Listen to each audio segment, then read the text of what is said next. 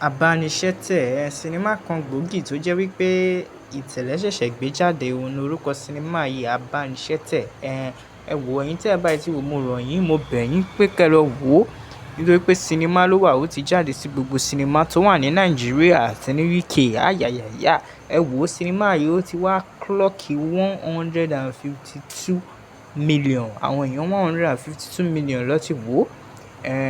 Ìwọ náà lọ join wọn, lọ bá wọn wò ó. Congratulations to Itele. Ẹ wò owó tó ń gbé lọ lórí fíìmù yìí, ó ń lọ far o. Owó yẹn ń lọ far gidigidi gan.